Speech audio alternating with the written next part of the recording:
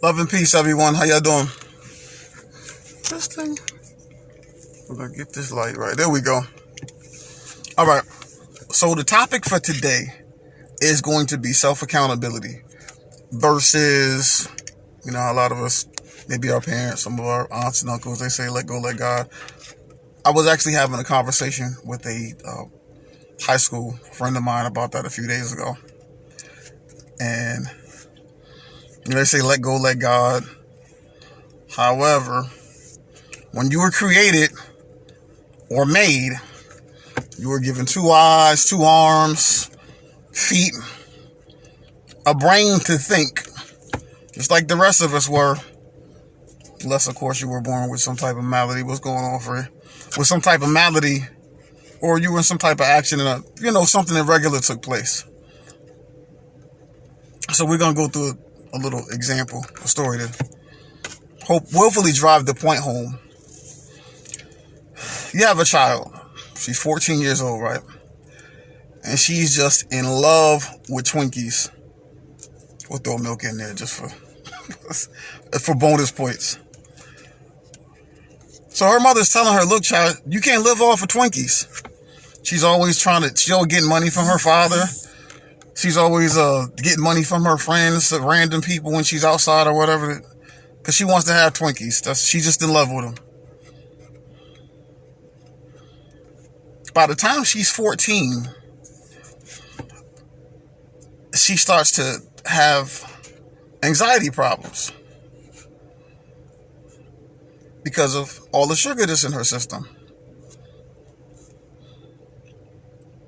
So she's anxious, nervous in, uncommon situations because of all the sugar she's put in her system. So time goes on. She still continues to eat the Twinkies because that's what she wants to eat. She lives in American, the USG, as they say, United States ghetto, and she gets involved in the streets. That's not the main idea. However, she's poor. They living in the hood. They decide, her and her girls decide they want to rob a store. Store she used to go to for quite a while. She's 27 now. They go rob the store. Guess what? After they go in the store, whatever, they pull out the guns, give me all your money, thus, so whatever. As they're leaving, you know what she does? She reaches and grabs a box of Twinkies. So what happens? The police come in, they do the investigation. And so she grabbed the box of Twinkies. And while the police are going over it with this person who owns the store, they notice that's quite interesting because people that rob stores don't grab boxes of Twinkies. And he remembers all the years of this person coming in just buying Twinkies all the time. Really stands out. So they put 2 and 2 together. Bam. She's locked up now for a year because she wanted the Twinkies. Now a year because, she doesn't have no record or nothing like that. She's managed to get away with whatever other foolishness she did. That's the second, we'll say, major warning. She's now 65 years old. We jumping forward. She's 65 years old. She has trouble walking. Legs are blown up. Knees hurt. To the point where she's about to lose a foot. She's sitting there with her family.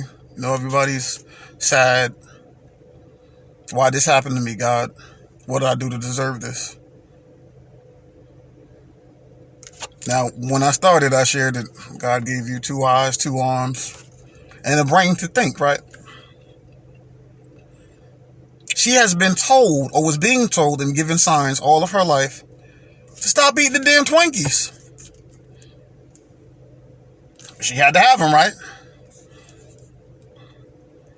So now when it gets to the point of you almost losing your foot, you want to sit down and pray on it and say, God will work it out.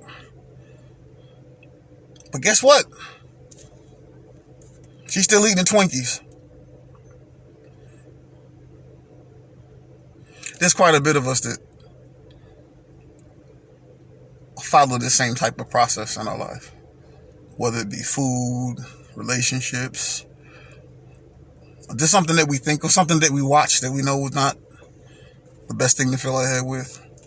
Over and over and over again we do this, to the point where it gets, we think it's all but impossible to break the habit. And then we will sit and wonder and blame God, or, you know, the system got me down, the man got me down, whatever it is that you want to blame. But the whole time signs have been sent to you. That's something that you decided to do. You weren't given all these things from your creation or being made for you to sit there and pray on it. I'm not saying you can't pray. I'm not saying that. I'm saying praying did not put you in that situation. By the same token, most likely praying is not going to get you out of it either. So